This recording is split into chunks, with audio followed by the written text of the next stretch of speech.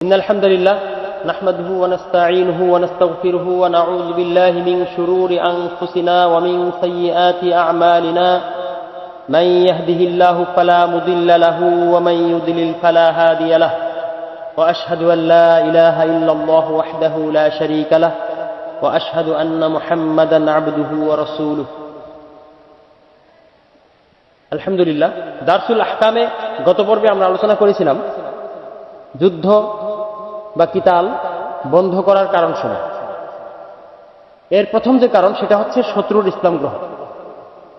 আর ইসলাম গ্রহণের এবং ইসলাম গ্রহণে উৎসাহিত করা বা ইসলাম গ্রহণ করলে সেটাকে গ্রহণ করা গণ্য করা সেটার যে গুরুত্ব সেটা নিয়ে আমরা আলোচনা করেছিলাম। এবং উম্মার লক্ষ্য উদ্দেশ্যের মধ্যে মানুষকে যত বেশি সংখ্যক মুসলিম এর অন্তর্ভুক্ত করানো যায়, ইসলামের অন্তর্ভুক্ত করা যায়, তত বেশি যে উপকার এটা উম্মার মাঝে, এই উপকারিতাটা উম্মার বিবেকে এবং চিন্তায় থাকা দরকার। এই বিষয়টা নিয়ে আমরা কথা বলেছি আলহামদুলিল্লাহ। তো প্রথম যে কারণ যে শত্রু যদি ইসলাম গ্রহণ করে তখন এটা গ্রহণ করতে হবে এবং তার সাথে যুদ্ধ বন্ধ হয়ে যাবে। স্বয়ংক্রিয়ভাবে এটা বন্ধ হবে, এটা আল্লাহর আদেশ, এটা রাসূল সাল্লাল্লাহু আলাইহি ওয়াসাল্লামের তরিকা। আমার মন চাক বা না চাক চাইতে হবে। আল্লাহ রাব্বুল আলামিন এবং তার রাসূল সাল্লাল্লাহু আলাইহি ওয়াসাল্লামের যে আদেশ সেটা আমার অন্তরকেও চাইতে হবে। এটা আমাদের আকাঙ্ক্ষা হওয়া দরকার। এখন এই যে আমরা আলোচনাটা করলাম যে কোন ধরনের শত্রু কি বললে সেটা ইসলাম হিসাবে গণ্য হবে বা ইসলাম গ্রহণ স্বীকৃতি লাভ করবে, সেটা কিন্তু আমরা কয়েকটা ধরন উল্লেখ করেছি। তারপর আমরা এটা উপসংহারে বলেছিলাম যে আসলে শব্দ এখানে মুখ্য না। অনেক সময় অনেকে নাও বুঝতে পারে, নাও জানতে পারে, কিংবা ওই ধরনের পরিস্থিতিতে তার মাথায় সেটা কাজ নাও করতে পারে, কারণ সেটা একটা আগের অবস্থা থেকে সম্পূর্ণ নতুন একটা অবস্থায় প্রবেশের চেষ্টা করতেছে বা চিন্তা করতেছে। তো সুতরাং এই বিষয়টা আমাদের লক্ষ্য রাখা জরুরি যে আসলে তার ইচ্ছা আকাঙ্ক্ষা কি। যদি আসলে তার ইচ্ছা আকাঙ্ক্ষা এটাই হয়, সে যে শব্দই উল্লেখ করুক না কেন সেটা এখানে মূল বিষয় না। মূল বিষয় হচ্ছে তার আকাঙ্ক্ষা, তার এই আকাঙ্ক্ষাকে সম্মান করা এবং গ্রহণ করা এবং তার সাথে কোনো প্রকার শত্রুতা না করা এবং অন্য মুসলিমের সাথে যে আচরণ করা হয় তার সাথে ঠিক সেই আচরণই করা হয় এবং তাকে ইসলাম পালনের সুযোগ করে দিতে হবে ইত্যাদি। এটা হলো আসলি কাফিরদের সম্পর্কে। হিন্দু, বৌদ্ধ, খ্রিস্টান, ইহুদি তাদের মধ্যে থেকে যদি কেউ ইসলাম গ্রহণ করে তাদের সম্পর্কে আমরা আলোচনা করব। এরপরে এখানে আমরা কিছু উল্লেখ করে রাখি, যদিও মুরতাদদের সম্পর্কে আমাদের পৃথক অধ্যায় আছে, সেই অধ্যায়ে আলোচনা হবে। তারপরেও মুরতাদদের ক্ষেত্রে যে বিষয়কে কেন্দ্র করে তাদের রিদ্দা প্রমাণিত হয়েছে, রিদ্দা মানে ধর্মত্যাগ, ধর্মত্যাগ যে বিষয়কে কেন্দ্র করে প্রমাণিত হয়েছে সেই বিষয়টা যদি তারা তওবা করে, যখনই তওবা করে, এটা যুদ্ধের ক্ষেত্রেও হইতে পারে, যুদ্ধের আগেও হইতে পারে, যুদ্ধের পরেও হইতে পারে, যে কোনো অবস্থা মুরতাদ যদি তওবা করে তবে তার তওবা গৃহীত হবে,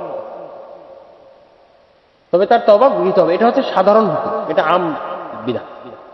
ব্যতিক্রম কিছু ব্যাপার আছে, সেগুলো একেবারেই ব্যতিক্রম, সেগুলো আমরা পরে উল্লেখ করার চেষ্টা করবো ইনশাআল্লাহ।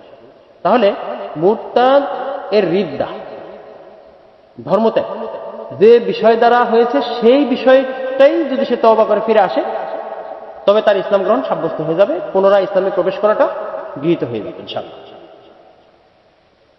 যেমন ধরেন কেউ নাস্তিক হয়ে গেছে, তার সাথে যুদ্ধ হল, একটা পর্যায়ে সে বলল যে না আমি এখন আর নাস্তিক না, তাহলে বুঝতে হবে যে সে আসলে ইসলামে ফিরে আসছে, কারণ তার মূল সমস্যাটা ওইটাই ছিল, অন্য কোনো অভিযোগ তার বিরুদ্ধে ছিল না। আবার দেখেন অনেকে সে আপনার মুসলিম হিসেবে নিজেকে দাবি করে, কিন্তু আদালত, ইসলামী আদালত যথা নিয়মে তার কুফরির কারণে বা তার রিদ্দার কারণে তাকে মুরতাদ ঘোষণা করলো। যেমন আবু বকর রাদিয়াল্লাহু তাআলার যুগে যাকাত আদায় করতে যারা অস্বীকার করেছে, পরিষ্কার মানিউজ যাকাত বলা হয় তাদের, যে রাসূল আবু বকর রাদিয়াল্লাহু তাআলা বলছিলেন যে আল্লাহর শপথ আমি অবশ্যই এসব যাকাত দিতে অস্বীকারীদের বিরুদ্ধে যুদ্ধ করব যতক্ষণ না তারা রাসূলকে যা দিত যাকাত হিসেবে সেটা আমার কাছে অর্পণ করে।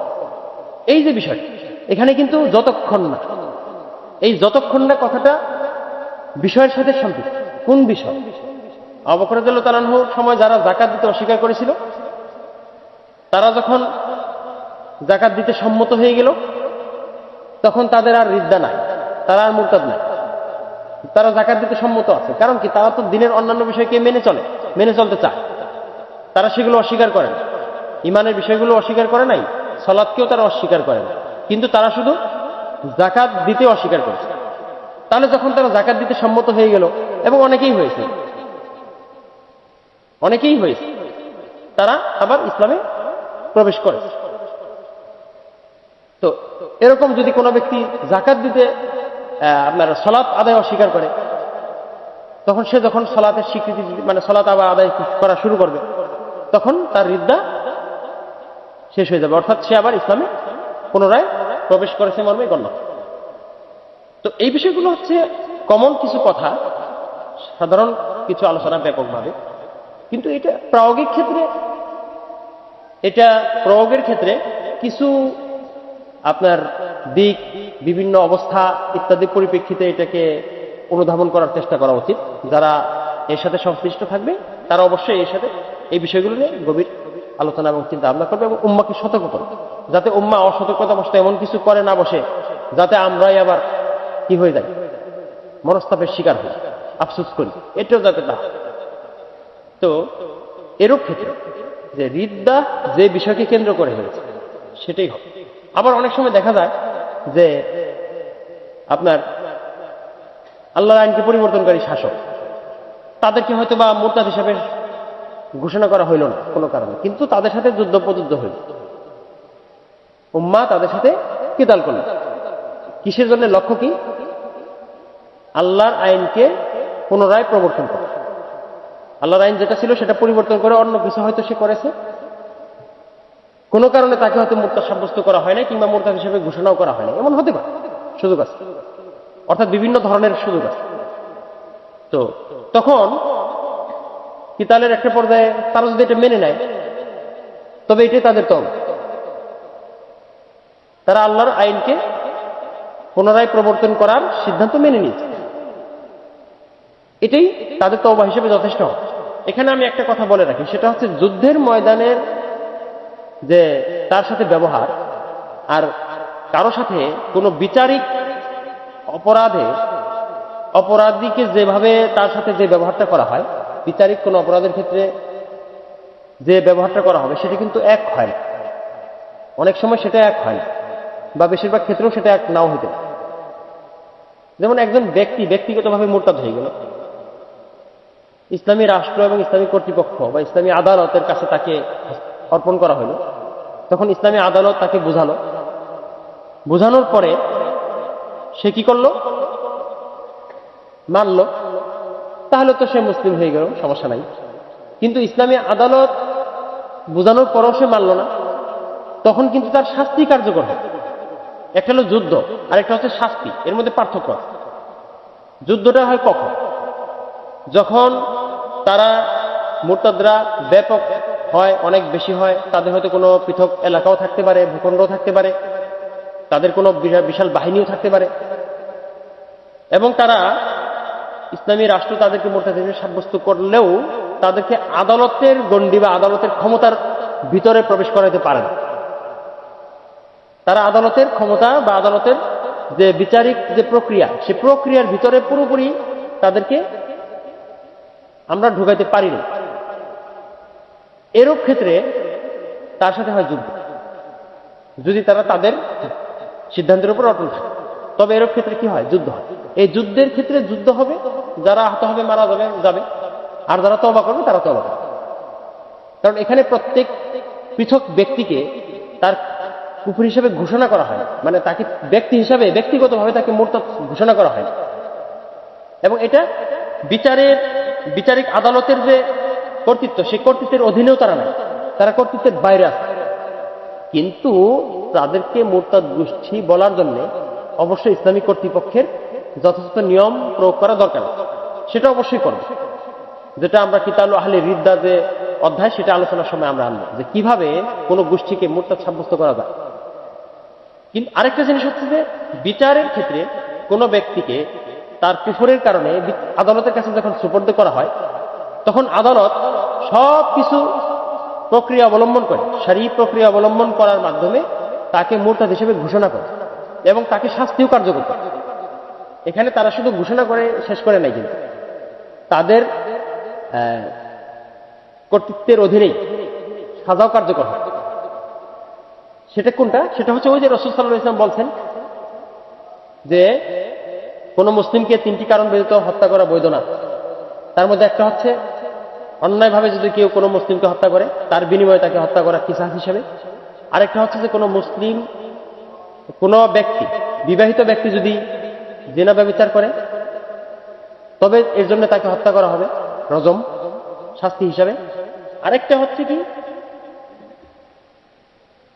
কোন মুসলিম যদি মুরতাদ হয়ে যায় এবং এই মুরতাদ যদি যথাযথ কর্তৃপক্ষ কর্তৃক প্রমাণিত হয় বা ঘোষিত হয় তখন তাকে হত্যা করতে হবে। এটি কিন্তু শুধু ঘোষণা দিয়ে এখানে থাকার কোনো বিষয় না, তাকে শাস্তি তার উপর প্রয়োগ করাও বিষয়। যদি সে তওবা না করে, এত প্রক্রিয়া অবলম্বনের পরেও সে যদি আদালতের আহ্বান প্রত্যাখ্যান করতে থাকে, একটা পর্যায়ে তাকে হত্যা করতে হবে। হ্যাঁ, আদালত হয়তো তাকে 1 মাস বোঝার সময় দিবে, 2 মাস দিতে পারে, 1 বছরও দিতে পারে, এটা আদালতের ইখতিয়ার। তাকে বোঝানোর জন্য যে কত সময়, যত সময় দরকার তত দিন। যখন সম্ভাবনা শেষ তখন তাকে মুরতাদ ঘোষণা করা হবে এবং তাকে কি করা হবে, তার উপর শাস্তি কার্যকর করা হবে। এটা কিন্তু শাস্তি। আমি যে 3টার কথা বললাম, এই 3টা কিন্তু শাস্তি, অপরাধ এবং তার শাস্তি। এটা কিন্তু যুদ্ধ না, এটা যুদ্ধ না, এটা কিতাল না, এটা হচ্ছে শাস্তি। তাহলে এইটার দায়িত্ব হচ্ছে সম্পূর্ণ আদালতের বা ইসলামিক কর্তৃপক্ষের, এবং তাদের অধীনস্থ হিসেবে যারা আছে, তাদের অধীনতাকে যারা স্বীকার করে নিচ্ছে ইচ্ছা বা অনিচ্ছা, তাদেরকে শাস্তি কার্যকর করাটা এখানে গুরুত্বপূর্ণ এবং এটা করতে হবে। হ্যাঁ, এর মধ্যেও তাদেরকে সুযোগ দেওয়ার পরে যে তারা তওবা করে, আলহামদুলিল্লাহ, ভালো। আরেকটা জিনিস হচ্ছে যে যুদ্ধ, মুরতাদদের সাথে, মুরতাদ গোষ্ঠীর সাথে যুদ্ধ করে। এই মুরতাদ গোষ্ঠীর সাথে যুদ্ধ করার মাঝখানে তো অনেক সুযোগ, অনেক সময়, এবং সাধারণত এমন হওয়ারই সম্ভাবনা থাকে যে বেশিরভাগ লোক হয়তো একটা পর্যায়ে তওবা করে তারা ফিরে আসে। তাহলে যে বিষয়কে কেন্দ্র করে সে মুরতাদ বা তাদেরকে মুরতাদ সাব্যস্ত করা হয়েছে দলীয়ভাবে, ব্যক্তিগতভাবে না, দলীয়ভাবে, তখন দলীয়ভাবে যারা যুদ্ধে অংশ নিবে তাদের সাথে যুদ্ধ হবে, যারা তওবা করবে তাদের তওবা গৃহীত হবে। এইভাবেই চলতে থাকে। এবং একই ব্যক্তি এমনও হইতে পারে যে একাধিকবার সে তো মুরতাদ হয়ে গেছে বা অন্য ধর্ম গ্রহণ করে, এমন হইতে পারে। এবং উমর রাদিয়াল্লাহু তাআলা আনহুর সময়, খোলাফায়ে রাশিদিনের সময় তাদেরকেও কি করা হয়েছে, তাদের তওবাও কবুল করা হয়েছে, গ্রহণ করা হয়েছে। তো এই জন্য এই বিষয়গুলো এমন না যে না তাদের তওবা গৃহীত হবে না ইত্যাদি, এরকম না। ব্যতিক্রমটা ব্যতিক্রম, কিন্তু আমভাবে, ব্যাপকভাবে এটাই প্রযোজ্য, ইসলামী শরিয়া তওবাকে গ্রহণ করে। এখন রাসূলুল্লাহ সাল্লাল্লাহু আলাইহি সাল্লামের আমল, সাহাবায়ে কিরামের আমল আমাদের চোখের সামনে আসে, তাদের ব্যাপক আমল এরূপই ছিল। আচ্ছা, তাহলে আমরা দেখতেছি যে হ্যাঁ, মুরতাদ এর তওবার মাধ্যমে মুরতাদ ইসলামে পুনরায় ফিরে আসতে পারে এবং এর মাধ্যমে তার সাথে যুদ্ধ বন্ধ হয়। তওবার মাধ্যমে মুরতাদের যুদ্ধ বন্ধ হয়, যেটা আবু বকর রাদিয়াল্লাহু তাআলা আনহুর জামানায় হয়েছে। এটাই স্পষ্ট দলিল। এরপরে আসে যুদ্ধ বন্ধ করার কারণ। প্রথমটা বললাম, শত্রু যদি ইসলাম গ্রহণ করে। আমি উপর থেকে, মানে সর্বোত্তমটা থেকে পর্যায়ক্রমে যত নিচে তত যাব, নিচের দিকে যাব। ইসলাম যদি গ্রহণ না করে, কাফেরদের জন্য অপশন কি? তারা ইসলামী রাষ্ট্রের অধীনস্থ হবে, জিম্মার অন্তর্ভুক্ত হবে জিজিয়ার মাধ্যমে। তো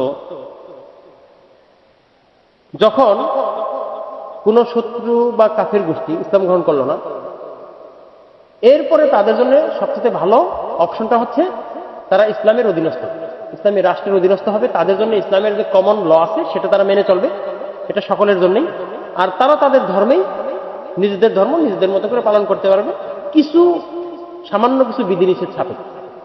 বিধিনিষেধ তো সবারই থাকে, মুসলিমদেরও বিধিনিষেধ থাকবে, সুতরাং অন্যদেরও থাকবে, এটা স্বাভাবিক, এটা অস্বাভাবিক কিছু না। কিন্তু সেটা অবশ্যই কি হবে না, মানে খুব বেশি, মানে সেটা অবশ্যই বৈষম্যমূলক হবে না, সেটা অবশ্যই আপনার অযৌক্তিক হবে না, সেটা অবশ্যই আল্লাহ এবং তার রাসূলের আকাঙ্ক্ষার বিরোধী হবে না। অনেক সময় হতে পারে যে আল্লাহ এবং তার রাসূল যতটুকু সুযোগ তাদেরকে দেয় মানুষ তাদেরকে দিতে চায় না, এটা কিন্তু সঠিক না।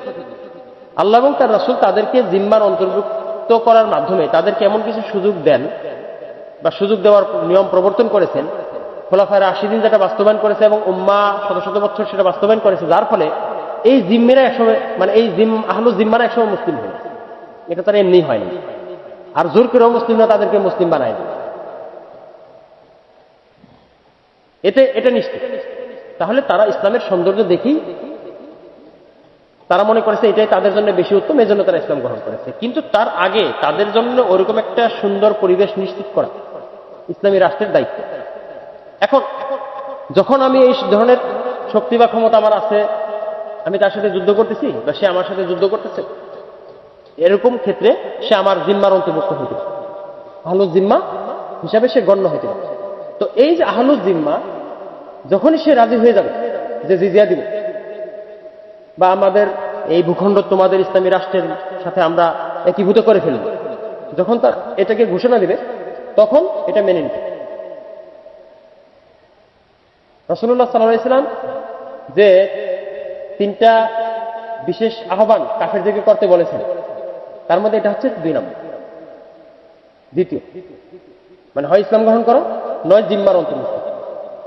যখন তারা জিম্মার অন্তর্ভুক্ত হয়ে যাওয়ার কথা বলে ফেলবে বা এমন কোন পরিস্থিতি দেখা যাবে যে যুদ্ধের মধ্যে যে তারা জিম্মার অন্তর্ভুক্ত হয়ে যেতে পারে, তখন যুদ্ধ বন্ধ করে তাদেরকে সুযোগ দিতে হবে যাতে তারা জিম্মার অন্তর্ভুক্ত হতে পারে। এটা নিয়ে আলোচনা করতে পারে, এটা নিয়ে তারা কি করতে পারে, আলোচনা করতে পারে। কারণ এক্ষেত্রে অনেক ধরনের বিভিন্ন দেশে বিভিন্ন অবস্থায় শর্ত, চুক্তির শর্ত কম বেশি হতে পারে, বিশেষ কিছু বিষয় কোনো কোনো সম্প্রদায়ের জন্য কম বেশি হতে পারে, শরিয়ার বিধিনিষেধ সাপেক্ষে এটার সুযোগ আছে।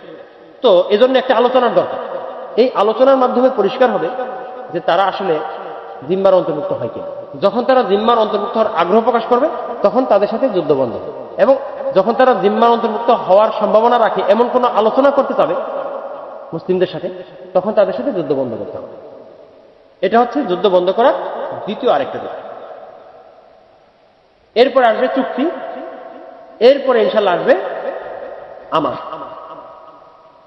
ধরেন তারা আলোচনার মধ্যে বলল যে না, আমরা জিম্মার অন্তর্ভুক্ত হব না, আবার তাদের শক্তি অনেক বেশি। ইসলামী দল মনে করলো, মানে মুজাহিদরা মনে করলো যে হ্যাঁ তাদের শক্তিও আসলে অনেক বেশি।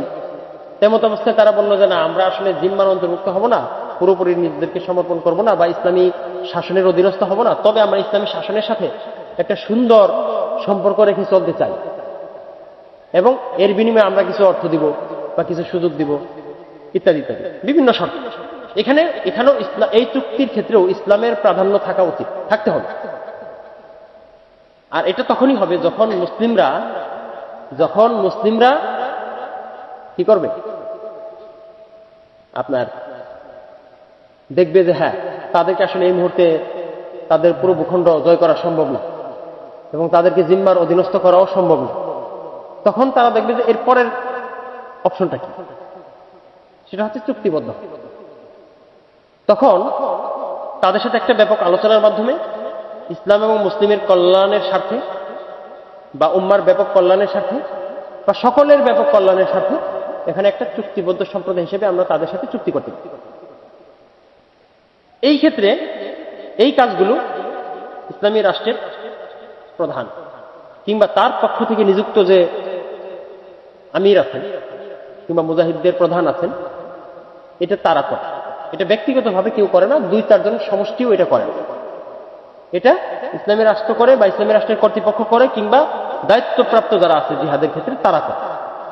তাহলে তারা কি করতে পারবে, এই জিম্মা এবং চুক্তি এই দুইটাই, এই দায়িত্বপ্রাপ্ত যারা আছে তারা আলোচনা করবে। আলোচনার প্রেক্ষিতে যখন দেখা যাবে যে হ্যাঁ এই মুহূর্তে চুক্তিটা আমাদের জন্য উম্মার জন্য বেশি লাভজনক, তখন তারা চুক্তি করে। এই চুক্তিটা একটা উপায় তাদের ওই ভূখণ্ডে ইসলাম পৌঁছে দেওয়ার জন্য। এর মাধ্যমে ইসলাম সেখানে বাধাহীনভাবে প্রবেশ করবে, সেখানকার মানুষ ইসলাম গ্রহণ করতে পারবে।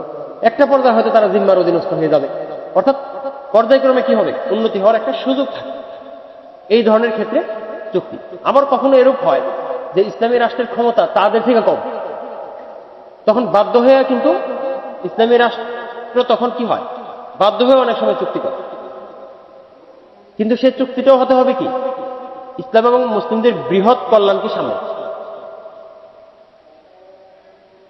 এরূপ সুযোগ আছে কোরআন এবং সুন্নাতে। এই আহলুল আমান বা আহলুল আহদ এদের সম্পর্কে অনেক আলোচনা আছে, যেরূপ আহলুল জিম্মা সম্পর্কে আলোচনা আছে। তো আমি সেদিন একটা আয়াত পাঠ করেছিলাম যে হাত্তা ইউতুল জিজিয়াতা আন ইয়াদিন ওয়া হুম সাগিরুন, যতক্ষণ না তারা অবনত হস্তে জিজিয়া দেয় ততক্ষণ পর্যন্ত তাদের সাথে কিতাল করো। মানে এর আগে যে কথাগুলো আসছে, সময় সংক্ষেপের কারণে আমি পুরো আয়াতটা বলছি না। তো তাদের সাথে যুদ্ধ করতে হবে, যখনই তারা এজন্য রাজি হয়ে যাচ্ছে তখন যুদ্ধ বন্ধ। ঠিক একইভাবে আল্লাহ রাব্বুল আলামিন এটাও বলছেন ফাতিম্মু ইলাইহিম আহদাহুম ইলা মুদ্দাতিহিম, তাদের সাথে অঙ্গীকার পূর্ণ করো এটার মেয়াদকাল পূর্ণ হওয়া পর্যন্ত। মেয়াদকাল পূর্ণ হওয়া পর্যন্ত এটার মেয়াদ পূর্ণ করতে হবে মুসলিমদের পক্ষ থেকে। এই যে চুক্তির যে মেয়াদ থাকবে, এই চুক্তির মেয়াদ পর্যন্ত এটাকে পূর্ণ করা হবে। আরেকটা কথা বলে রাখি, আহলুল জিম্মা সেটা কিন্তু কোনো মেয়াদ ভিত্তিক হয় না, সেটা হয় চিরন্তন, চিরদিনের জন্য। আর আহলুল আহাদ অর্থাৎ অঙ্গীকার, যেটাকে বলে আপনার চুক্তি, এই চুক্তিবদ্ধ সম্প্রদায়, এটা হয় একটা মেয়াদ ভিত্তিক। কখনো মেয়াদ ছাড়াও হতে পারে অনির্দিষ্ট কাল, সেটাও একটা মেয়াদ। অনির্দিষ্ট কাল সেটাও একটা মেয়াদ, কিন্তু সাধারণত চুক্তি হয় মেয়াদ ভিত্তিক 10 বছর 5 বছর। রাসূল সাল্লাল্লাহু আলাইহি ওয়াসাল্লাম হুদায়বিয়ার সন্ধি করেছিলেন 10 বছর মেয়াদ। আরো অনেকের সাথে তিনি বিভিন্নভাবে চুক্তিবদ্ধ হয়েছে বা পরবর্তী মুসলিমরা চুক্তিবদ্ধ হয়েছে। তাহলে এই চুক্তিবদ্ধ হওয়াটা কি একটা মেয়াদ ভিত্তিক। এই মুদ্দাত মেয়াদ পর্যন্ত চুক্তি পূর্ণ করতে হবে। এটা মুসলিমদের পক্ষ থেকে এটা কখনোই চুক্তি ভঙ্গমূলক কিছু করা যাবে না। যদি কাফেররা করে তখন চুক্তি ভঙ্গ হয়ে। এবং রাসূল সাল্লাল্লাহু আলাইহি ওয়াসাল্লামের সাথে ওই যে কাফেররা চুক্তি ভঙ্গ করেছিল কুরাইশরা, এর ফলে তিনি কি করেছেন, মক্কা বিজয়ের অভিযান পরিচালনা করেছেন এবং মক্কা বিজয় করেছেন। হুদায়বিয়ার সন্ধি চুক্তি হয়েছে। আল্লাহ রাব্বুল আলামিন এরপরেই কিন্তু ওই যে ইন্না ফাতাহনা লাকা ফাতহাম মুবিনা এটা নাযিল করেছেন। কারণ এই চুক্তির অব্যবহিত পরে এটার আলটিমেট অনিবার্য ফলই ছিল বিজয়। তাহলে চুক্তিটা অনেক সময় ইসলাম এবং মুসলিমদের জন্য অনেক বড় কল্যাণ আনতে পারে, যদিও চুক্তির শর্তের মধ্যে কিছু দুর্বলতা ছিল ওই সময়, এবং এটা থাকে। যখন মুসলিমরা কাফের দেশে আক্রমণ করতে যায় তখন মুসলিমরা থাকে শক্তিশালী, তখন মুসলিমরা ইচ্ছা করলে ইচ্ছামতো তাদেরকে চুক্তির শর্ত ইচ্ছামতো দিতে পারে। তখন কাফেররা থাকে কি দুর্বল। কিন্তু ব্যাপারটা যদি উল্টা হয়, মুসলিমরা থাকে দুর্বল অবস্থানে, কাফেররা থাকে শক্তিশালী অবস্থানে, যেরকম হুদায়বিয়ার সন্ধির অবস্থায় ছিল, তখন তো কিছুটা বাহ্যিকভাবে সাহাবায়ে কেরামও সে সমস্ত সন্ধির শর্তে কি ছিলেন না, সন্তুষ্ট ছিলেন না। প্রথমে তারা এটা বুঝে উঠতে পারেন নাই প্রথমে, তাই কি না? আল্লাহ তাআলা আয়াত নাযিল করার পরেই তারা স্থির হয়েছে, তাদের অন্তর সান্ত্বনা লাভ করেছে। তাহলে এরকম কোন পরিস্থিতিতে মুসলিমরা যদি দুর্বল থাকে তখন বাধ্য হয়ে এমন কিছু চুক্তি করতে হয় যে চুক্তির মধ্যে আমভাবে মুসলিম ব্যাপক অর্থে ইসলামের জন্য বা উম্মার জন্য উপকারী হয় সেটা, কিন্তু কিছু কিছু মুসলিমের জন্য সেটা ক্ষতিকর হইতে, বা আমি ক্ষতিকর শব্দ বলবো না, কিছু কিছু মুসলিমের জন্য সেটা কষ্টকর হইতে। যেমন রাসূল সাল্লাল্লাহু আলাইহি ওয়াসাল্লামকে এরকম শর্ত দেওয়া হয়েছিল যে 10 বছর যুদ্ধ বন্ধ থাকবে, তিনিও এটা একমত ছিলেন। আবার বলছে যে কোন মুসলিম যদি ধর্ম ত্যাগ করে কাফের হয়ে মক্কায় আসে তবে তাকে আমরা ফেরত দিতে বাধ্য না, কাফেররা ফেরত দিবে না তাকে। আবার কোন কাফের যদি মুসলমান হয়ে মদিনায় যায় তাহলে তাকে রাসূল সাল্লাল্লাহু আলাইহি ওয়াসাল্লাম ফেরত দিতে বাধ্য থাকবেন।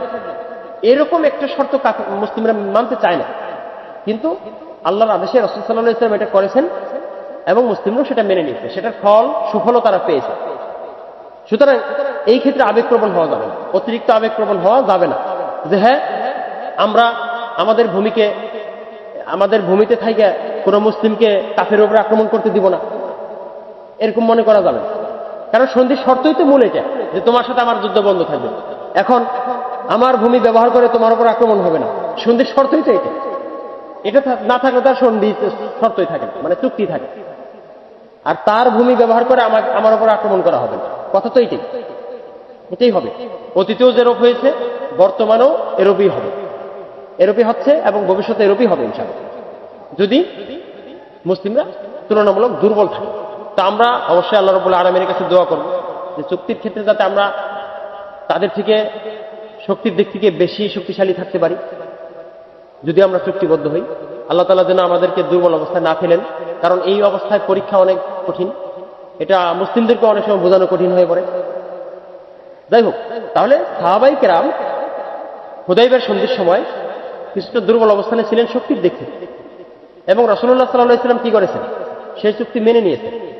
এবং তিনি ওই সন্ধির শর্ত অনুযায়ী যখন একজন সাহাবী আসলেন, আবু বসির রাদিয়াল্লাহু আনহু সম্ভবত, এবং এটা বিভিন্ন কিতাবে আসছে, বাইহাকী সহ অন্যান্য অনেক কিতাবে আসছে এই সাহাবীর নাম, যে তিনি কি করেছেন, যখন তাকে রাসূল সাল্লাল্লাহু আলাইহি ওয়াসাল্লাম তাদের হাতে হস্তান্তর করে দিয়েছেন সন্ধির শর্ত অনুসারে।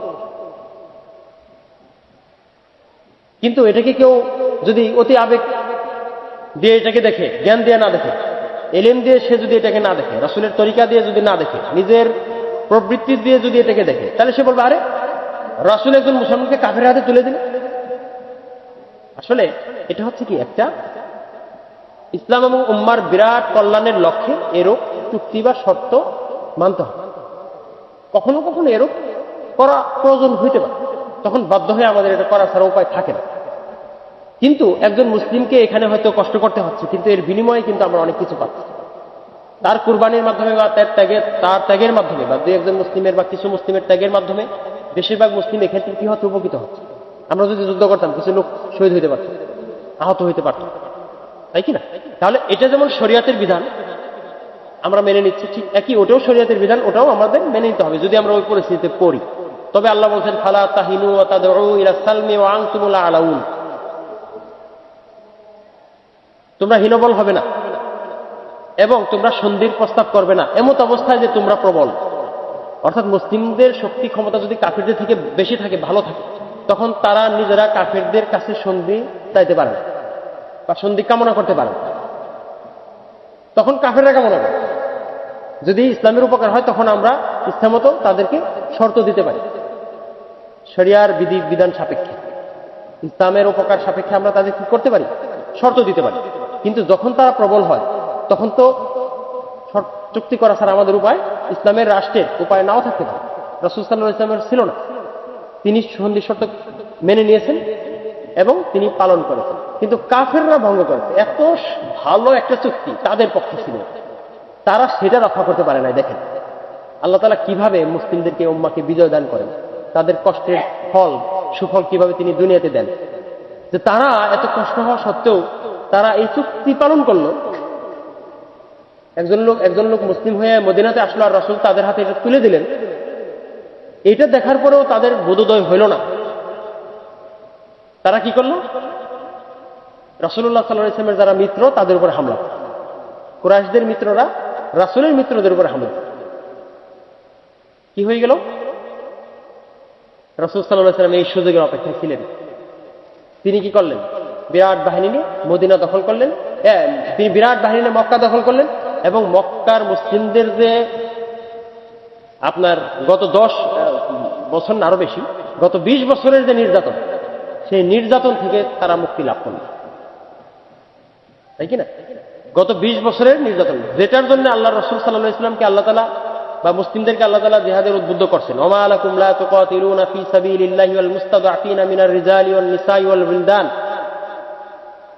এই যে অসহায় নির্যাতিত মুসলিম নরনারী শিশুদের আর্তচিৎকার এবং তাদের যে আল্লাহর কাছে কামনা, সেটাকে উল্লেখ করে তিনি মদিনাবাসীকে যুদ্ধের জন্য উদ্বুদ্ধ করতেছিলেন। সেটা কিন্তু তাদের ওই সময় সুযোগ ছিল না, সক্ষমতা ছিল না, যে তাদেরকে মক্কা আক্রমণ করে তাদেরকে উদ্ধার করা, এটার সক্ষমতা তাদের ছিল না। কিন্তু আল্লাহ রাব্বুল আলামিন কয়েক বছর পরে তাদের সক্ষমতা দিলেন।